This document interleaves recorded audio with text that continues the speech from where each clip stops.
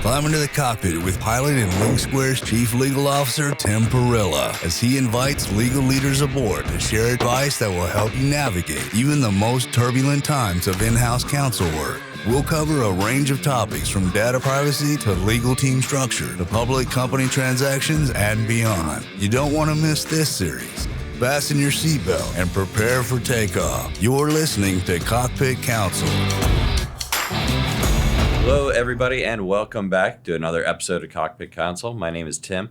I'm the Chief Legal Officer at Link Squares, and with us, as always, is our producer, Alyssa Verzino. How's it going, Alyssa? Doing great. How are you? Good, good. And joining us today is Donato Latrofa. Donato, welcome. Hi, everybody. How you doing? Good, good. So, pilot theme podcast here. We ask every guest the same question to kick off, and it's, what is your pre-flight ritual? Well, like every lawyer who's worth and earned their JD, the answer is it depends, right? So change the facts, change the outcome. So if I'm flying solo, either for work or pleasure, I have a very dedicated routine, especially if I'm flying out of Chicago, which is my hometown. So I'll go to Tortas Frontera, I'll get a Cubano sandwich, and I'll get it to go. I'll board the plane, I get seated, I've got my water bottle on a hook, I hook the water bottle, put my headphones in, and I am locked in, and I will not listen to the pre-flight instructions. So I'm a pretty terrible passenger. And then that'll just be what I'm doing until I land. If I'm flying with my family, I've got two little ones. Eleonora, she'll turn 5 next month, and my son Massimo, who's 2.5. It's just trying to survive, right? Like anybody else who flies with 2 little kids, you're just trying to get boarded and trying to get oriented, trying to help my wife, Nicole, kind of get things situated so that way the kids are maximally entertained for the duration of the flight, whatever we can do. So those are my routines. I know you had a guest a couple weeks ago. She talked about getting on with her right foot. I'm not that dedicated, but I do eat the Cubano sandwich from Tortas Frontera. Terminals 1, 3, and 5, I think, have Tortas Frontera. So that's my free plug for them. Nice. We'll link in the description of the episode. Sure. I don't know if they have any locations outside of Chicago, but at the airport, that's my go-to if they're open. Next time I connect through O'Hara, I'm gonna have to check them out. Yeah. That's awesome. So, listen, you've got an interesting career path. Would love to have you walk us through it. Sure, absolutely. So, undergrad at Monmouth College, which is in Western Illinois, not to be confused with Monmouth University. No affiliation with those friends of ours in New Jersey. I went to Loyola in Chicago for law school, and I graduated in 2010. So for those of us in that vintage who graduated law school in 2009 and 2010, especially in Chicago, the legal market was absolutely decimated by the global financial crisis. I had friends of mine who had offers pulled or otherwise modified for summer associateships and work offers. It was a terrible time. I took a non-traditional path and I worked because I had to work for money and I couldn't find anybody to pay me money to be a law student. I worked my first summer between first and second year, half-time at the DuPage County State's Attorney's Office and half-time in a warehouse packing boxes. And I was very fortunate. We had an incoming class of 5 or 6 or 7 interns from various schools in the western suburbs. And I was fortunate enough to get assigned to work directly with then State's Attorney Joe Burkett. He's now, I think, on the appellate circuit in Illinois. And I worked for Mr. Burkett, and he was working on a case. It's pretty famous in Northern Illinois called the murder of Janine Nicarico. So at the time, in 2008, they were working on it was a cold case where they had, it's a whole mess of they've been prosecuted one guy and got a conviction, then it was overturned, and then there was all this other stuff. But through DNA evidence, they finally identified someone with enough confidence. They tried Brian Dugan. So my first job in between first and second year of law school, I was listening to jailhouse confession tapes and informant tapes of Brian Dugan, and then also like interviews and stuff, and kind of quickly distilling them down for Mr. Burkett to have for motion practice and things like that. And then when I went back to school in the fall of '08, I was fortunate enough to get an externship with the Illinois Supreme Court with Justice Ann Burke, and that was doing appellate work, which I had no idea what that was about. But I got to work on some case memoranda for her and her clerks. Her clerks are both life clerks. They had worked for her for years. It's not like the federal system. Also worked for free. So I actually never earned a paycheck as any sort of attorney capacity until I started in the Air Force JAG Corps. And then from there, Judge Dara in the federal circuit and the Northern District of Illinois took me on as an extern, learned a ton there about federal practice, took a job at the District of Nevada in the summer of '09, again for free. I had a friend, Garrett Wilson, who's a Vegas Metro cop. He offered to put me up at his house. Him and his friend had a house that they were sharing, and they had a spare bedroom. So I had about $500. He said, if you give me $200 for the summer, you can stay. And that's what I did. So I stayed in Las Vegas. I got to be a local for about 3 months. Worked with some really top-notch folks. Got to try a couple of magistrate cases. The Illinois has a rule, the 703 or something like that. And the attorneys in Nevada were able to, I don't know how, but I was able to stand and kind of work on these 2 magistrate cases. Nothing super sexy or anything. One was a hearing for a guy who got caught with like 200 pills of MDMA in a casino, controlled by with an agent. I got to do his like bail hearing, and another guy who got drunk at one of the national parks and got arrested. And so it was neat. It was really neat. From there, I went and worked in the U.S. Attorney's Office, Northern District of Illinois, more kind of a button-up practice than they had in Nevada. Just by virtue of being in a larger metropolitan area. I got to do some like gun case stuff. No real litigation that I can recall. And then that fall is when I found out I had been accepted into the Air Force JAG Corps with a contingent offer. I just had to pass the bar. So I did that. And the reason I picked the Air Force JAG Corps, coincidentally, when I was in Las Vegas, the U.S. Attorney's Office there scheduled a meeting to have us law students go and check out Nellis Air Force Base. Very cool. Yeah, it was awesome, and I hit it off immediately with a baby lieutenant there, Colin Delaney, still a good friend of mine. He's in federal practice somewhere in Denver, and we stayed in contact. This will date me. We stayed in contact via AIM. Yeah.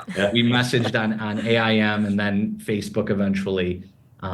So when I got ready to apply for the Air Force JAG Corps, Colin helped me kind of crack the code with things that I should say in the cover letter and things to bring up in the interview. So I got the offer, survived my 3rd year of law school because at that point I was exhausted and I had a job in hand, unlike a lot of my friends. So my class participation wasn't as stellar as it was the first 2 years, unfortunately.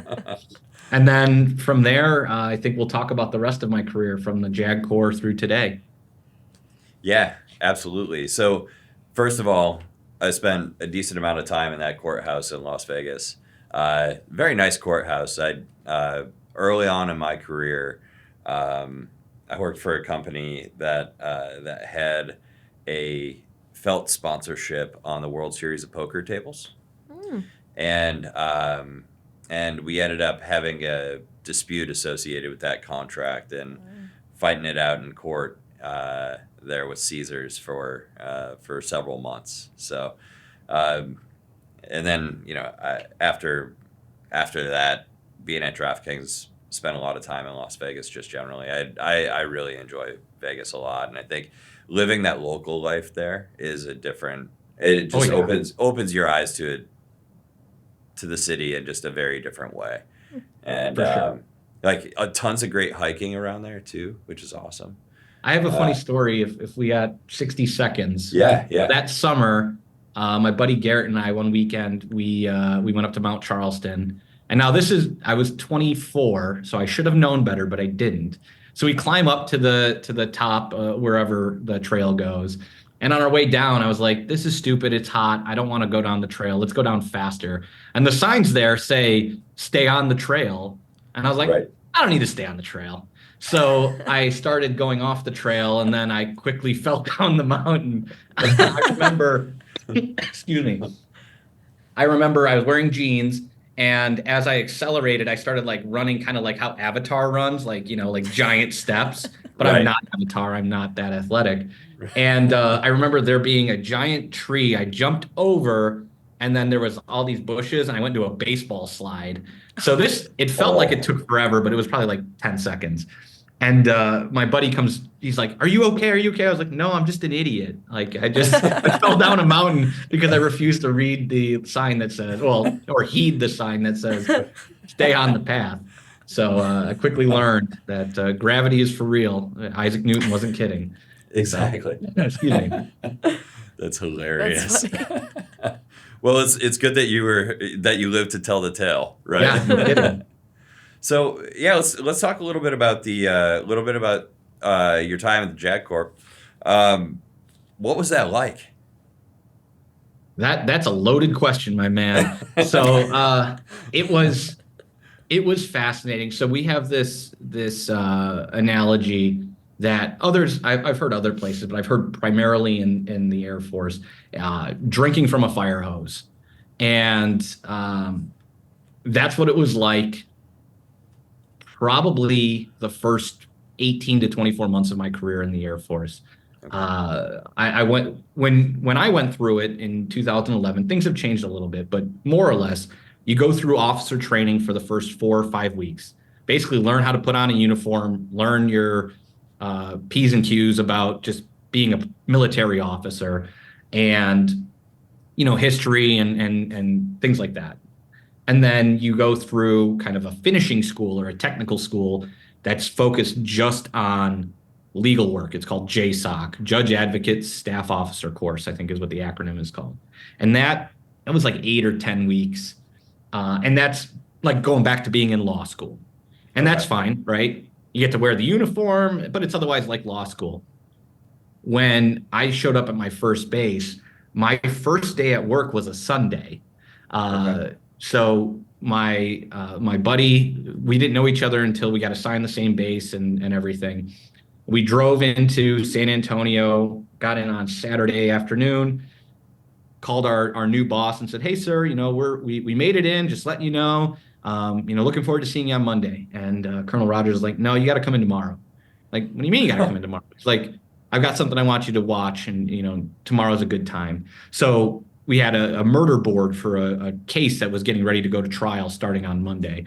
So my friend RT and I get up, dressed in our uniforms, and these are in our ABUs, the utility uniform, not our blues, thankfully.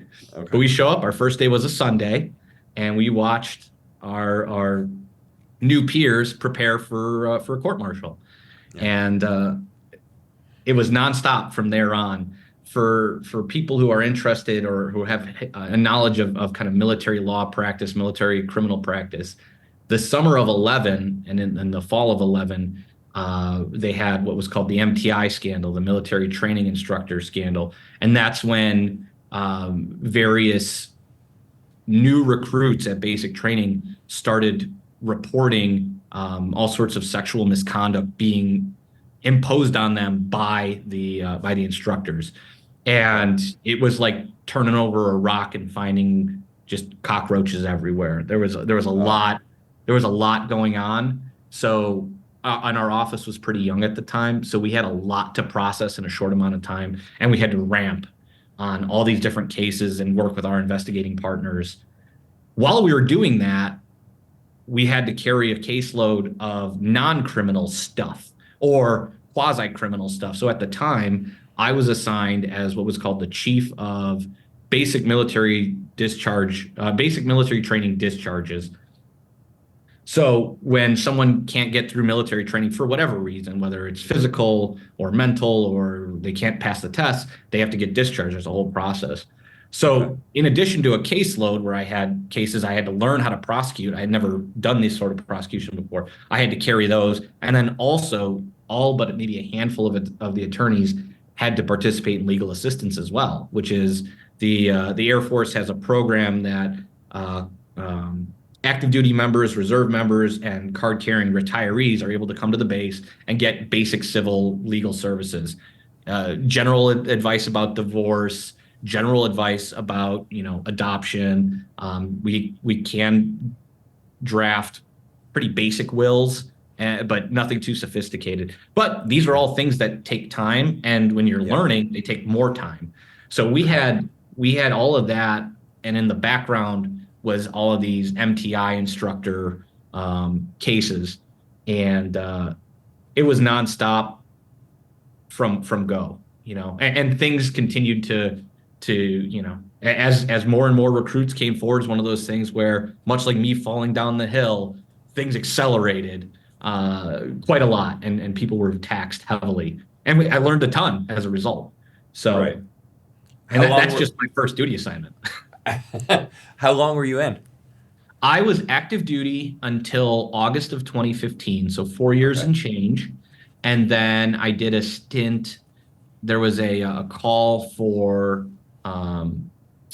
the Secretary of the Air Force had a need for a body in whistleblower resolution in 2018. So I did about 9 months in 2018. And then a couple other, I did 60 days during COVID. The National Guard response in Chicago, I was activated for that. Okay. Very cool. Very cool. So now you're working in-house, right? So is this your first in-house role? First private in-house role. So my job immediately before this, I worked for Social Security in the Office of General Counsel, and we are considered kind of like the in-house counsel for the entire agency.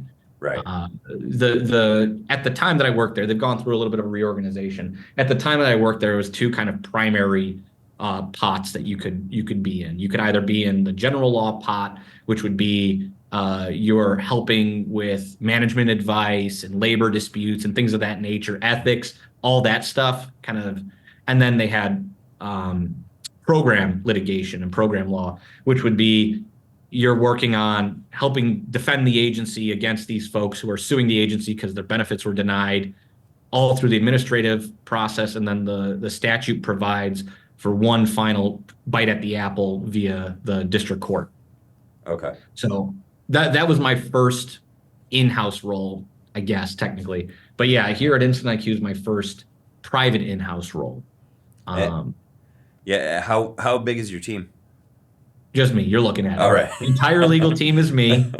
My buddy is the CEO, and he is a recovering lawyer as well. So when there's stuff that we need to balance and discuss, he comes at it with a legal perspective as well as a business perspective. But I'm the only licensed attorney on the team right now. Nice. So can you talk a little bit about how the transition has been, sort of coming out of public service into the private world? Still drinking from a fire hose. I developed the ability to unhinge my jaw like some sort of snake. Right. It's good. I've learned a ton. A lot of what I learned and internalized from being a military officer, being a JAG, and then to a certain extent, some of the private practice things that I've picked up, being a litigator for a couple of years and being in-house at a government agency have been applicable. But I think the thing that has helped the most has been that background of being adaptable. And the one thing that I think maybe we don't appreciate in the legal profession, or is underappreciated in the legal profession, is the ability to kind of balance and really in a intelligent way, in a fine-tuned sort of way, the risks versus the benefits to the business. And I think being a military officer and being a JAG helped attune me to something that is so close to it that the jump has been pretty easy relative to what it could have been. So we have in the Air Force and in the other military departments, when you're a JAG, you have to kind of understand what the commander's intent is. And commander intent is no different than what your CEO or what your director or what your COO or whoever, what they want to do. It's just a fancy way of saying this is the commander has a certain mission he or she wants to accomplish. And how do I get them to yes is your job, Right. JAG. So Yeah, that's what I've done.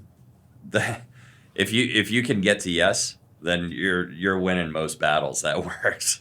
Right. No, I think a lot of times, attorneys in in-house counsel have a reputation, whether it's deserved or not, or a stereotype of being kind of Dr. No or the Department of No. And really, if that's kind of your going in position is no, I think you're doing your company a disservice, you're doing a profession a disservice.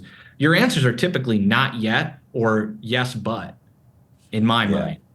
It's not necessarily clear no. Very rarely will someone bring me something where it's like, no, man, you really can't do that. It's more like, okay, I understand. Why do you want to do it? Oh, all right. Now I understand the bit fuller project, the fuller aspect of it. Here's how we go and do it. Yeah, exactly. I think particularly early on, and it sounds like obviously like your experience leading up to your in-house profession, like not coming from that traditional go to law firm, be law firm attorney for however long, and then move in-house, like it made you comfortable with risk, which Yeah. which a lot of attorneys are not, right? Which is as you say, I think it's doing a disservice to the client, disservice to themselves professionally too, and it's just like risks are opportunities for you to learn more about what you need to do in the role. Like that's really the way that I look at it, and it's like when bad things happen, that's when you really find out what you're made of. Like at the end of the day. Right. No, I think, it comes with time and personality and experience. But I think the best way to sum it up would be if you're going to be a good in-house counsel, you have to be comfortable being uncomfortable. Yeah, exactly. Exactly. And also be comfortable, like be comfortable with the idea that things usually go wrong, right? And just like, all right, I'll handle it. You've got to be the person that can handle when things go wrong. If not, then Right. there's really no point in you being there, right? Right. Like at the end of the day. So, um, how big is incident IQ, and is it only a matter of time before you start to grow your team, or how are you thinking about things? We are at 170 employees. We support, I think last I checked, about 1,600 school districts that cover 10 million students thereabout. How long until I need a team? It depends on the effectiveness of the tools I have. I've been lucky enough that the tools that I've been given and otherwise sought out have helped increase my capacity and increase my efficiency such that I don't think we need anybody in the near term. Nice. If I had to forecast out, I think when we get to about 250 or 300 employees, when we get to 20 million students, 2,000 school districts, so call it 2027 or so. I could see 26, 27. I could see the need for an attorney, for someone in a director of legal ops who's going to be more of like a tactical asset. I could probably get by without one for Yeah. quite a while. But that would be the need to scratch earlier. Before I need another attorney is probably another 2 years, if I had to guess. But as things get more complex, that could either flex forward or backwards. Yeah, exactly. I always enjoyed. So I was the first in-house attorney at every company that I've worked for, and have subsequently built teams. But there's something really interesting about being the only attorney in an organization, and you really get to know the business that way. Like, I don't know how I would do if I came in and like inherited a team that was already there. Like, I don't know if I would have to figure out a way to be effective, but that's definitely outside of my comfort zone. But yeah, being a legal team of one is great. I love it. Yeah, huge fan. Yeah. Awesome. The team meetings are the best too. Oh yeah. But would love to hear more about the company Incident IQ and also how you landed there as the next step in your career. Sure. So Instant IQ is ITSM, ITAM. So information technology, service management, and asset management company primarily. We also have products in the facilities and events space and HR space. We are focused only in K-12. We have been approached but have no desire to go outside of K-12. We think that working in K-12, both public and private, is where we want to be. You know, having a client base of kids and students and educators, easy to sleep at night, as opposed to like when I used to defend someone who, you know, committed crimes. So this is the sweet spot. Now, how I came to Incident IQ is largely informed by my Air Force background. So going back to 2011, RT Collins, who's the CEO, and I were stationed together at Lackland, and we developed a really strong friendship and professional respect for each other too. Both really hardworking. He worked on some incredible cases and did unbelievable work. And then the military does as it does. It broke up the good team and sent me one place, sent him another, but we kept in contact. And I separated, I want to say 10, 12 months before he did. And I remember as he was getting ready to separate in 2016, he was talking about how his dad, Travis, owns a business in Atlanta. And he's like, yeah, my dad's looking at spinning off another business. We think there's really this opportunity in K-12. Travis had worked a bunch of years. He gave his time for a bunch of years on the school board of a local county. So talked about it. And he got into the business. They launched formally, and I think in 2017. And I went to the first trade show they had in San Antonio in 2017. I was in San Antonio at the same time, working in the Guard, but doing what's called an annual tour. For those of us of a certain vintage, you remember 1 weekend a month, 2 weeks a year for the Guard. That's what I was doing. I was doing my 2 weeks a year. Yep. So he let me know that he was in town. I go to the show in my uniform, and I sat there for one of their first demos. And other people came and you know, they asked me questions. Travis loves to tell the story of the folks kind of being drawn to someone in uniform, and they said, you know, hey, are you a DOD? And I kind of gave a cagey non-answer. You know, and it was not untrue that I was not with DOD, but I couldn't respond. But from there, the company started taking off, and then in the more hospitable climate of 2021, as the company developed, RT and I had a conversation, and he said, you know, we talked about this over the many years. It's like, if we can bring you on, would you be interested in serving as corporate counsel? And I said, yeah, absolutely. You know, this is what I've wanted more than anything is to go and work for you. I was like, there'll be some shortcomings, but I'll learn. He's like, no, man, we work together. I know your capacity to learn quickly and be effective. So in the fall, winter of 2021, I came aboard and been rocking and rolling ever since. And then with as of Friday, we get a strategic investment from Cove Hill, and we are ready to go to the next level. Cove Hill, right there in your neck of the woods in Boston. Yeah, we're super happy and excited. Met the team and really looking to conquer the world for the next 6, 7, 8 years. That's awesome. That's a fun time. I love that stage of the company growth. It's so cool. Well, and this is unsolicited, but I will say that our use of link squares was very helpful with the diligence. You know, from your background, diligence can be a real pain, and our use of link squares to document our process and document all of our contracting with our customers and our vendors saved me so much time and so much headache and hassle that I got my money's worth from link squares by a factor of 10. just because of how everything kind of lined up, made it super easy. When the data pulls came, you know this, it's just like, oh my God, if I had to go and search this, but with Analyze, I was able to just bam, you want these? Here they are. You want some more? Here, keep coming back. There's plenty of food here in the buffet. Yeah, that was one of the things that that was a big use case for us at DraftKings.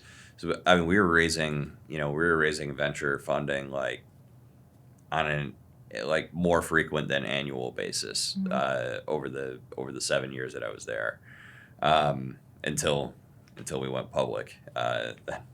The venture financing stopped then, but or I guess maybe they just invested a little bit differently at that time. So, but that was the big thing. I set the team out and just said, listen, we're building disclosure schedules. We're putting together due diligence lockers.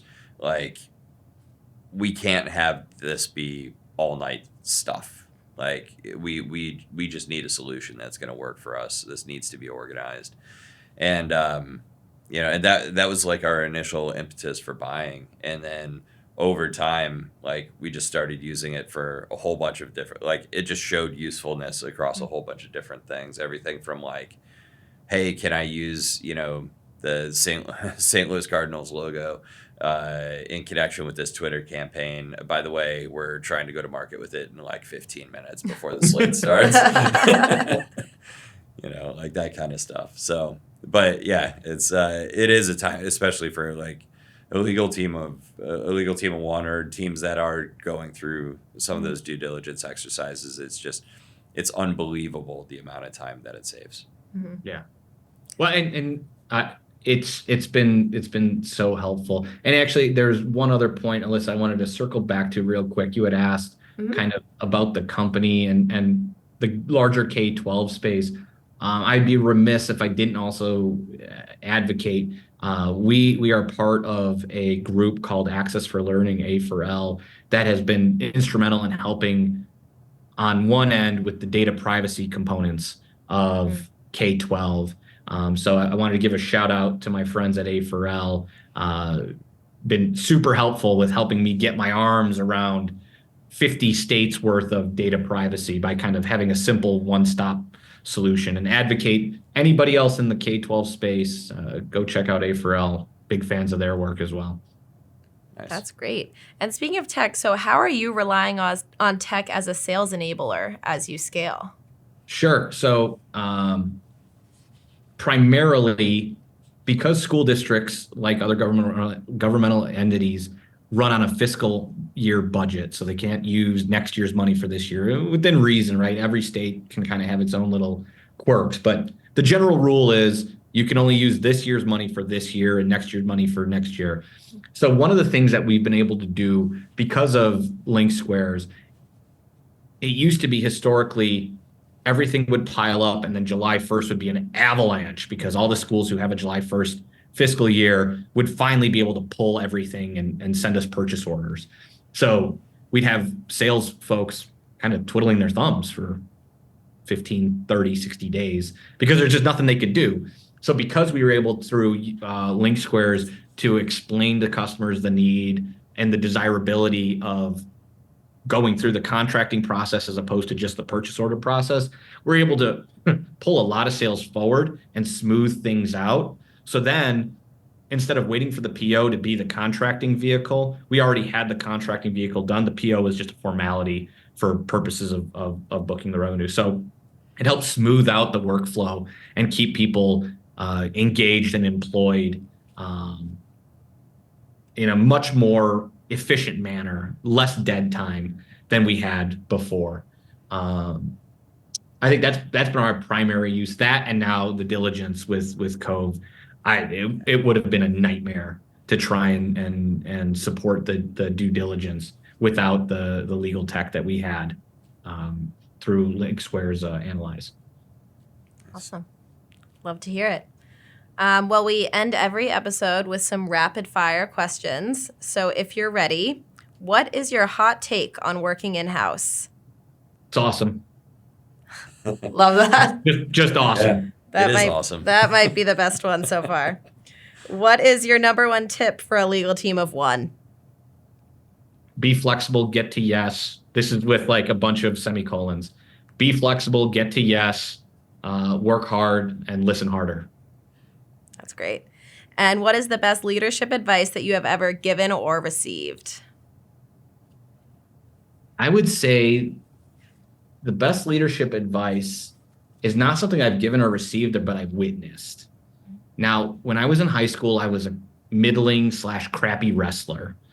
And there was a time, I was a sophomore or junior, I wasn't even on the varsity team, and there was a snowstorm, and my dad had gone to work, and I don't know where my mom and my younger brothers were not capable. It was like a really heavy snow. So I thought to myself, I had a free day off and no wrestling practice. So I called my coach and told him, hey, coach, can't make the practice. And Coach Mark Hahn, who's in the Wrestling Hall of Fame, said, what do you mean you can't make the wrestling practice? I was like, hey, my dad's gone. My mom can't get out of the driveway, this and that. The dog ate my homework. He said, okay, well, I'll be by in about 20 minutes. I said, what do you mean you'll be by in 20 minutes? He's like, you're going to practice today. I'm like, no, I don't think I am. So he drove in his F-250, and he had a plow blade on the front. He drove up to my house, scraped the plow blade down, and said, get in, you're going to practice. And now I think this is important because, again, I wasn't a state qualifier or state champion. I was a pretty crappy wrestler, partially because I just didn't give it effort, but also because I just didn't have the physical tools that our other guys had. Why is that important? Why is it? Because everybody has value to your organization, and it's on you as a leader to make sure they understand and demonstrate that value. And there are times where you're going to have to do things to pull that value out of them. So I think that's the best leadership advice is everybody has value. It's on you as a leader to get that value out of them and make sure that they understand that they're appreciated and they're important. That's awesome. That's awesome. And we also like to ask, what's a charity that's close to your heart that you want us to try to amplify or get our listeners to check out? Sure. I haven't participated in them directly. I just lack time. But since my dad's retired, there's a special needs focused charity in the western suburbs called Doodlebug Workshop. I sent you guys links available, and Yes. They help special needs young adults with kind of learning vocational skills. My dad likes to cut wood now in his retired time, so he's gone and found time to go do this, and he raves about it. And I really want to check it out, but that's the thing that I think it's important to him, so it's important to me. Yeah, that's the same. My parents do a lot of charity work with an organization out of Indianapolis called Pause and Think, which basically is like therapy dogs that go. They'll go into hospitals and stuff like that, and they also do. They'll take the dogs in to do for kids who are having trouble reading. They read books to the dogs. That's cute. Which is pretty Oh, cool. that's cool. But the whole point of it is my wife and I like to support Pause and Think as well, because I know so much of my dad's time now as a retiree is spent doing stuff for Pause and Think. It's like you've got to support them, Sure. So that's awesome. Well, Donato, thanks so much for joining us. It was awesome. Great conversation. Really looking forward to connecting when you're in Boston here in a few weeks. And, for listeners out there, if you enjoyed it, give us a like, subscribe, follow us on all the socials, and we will see you next time.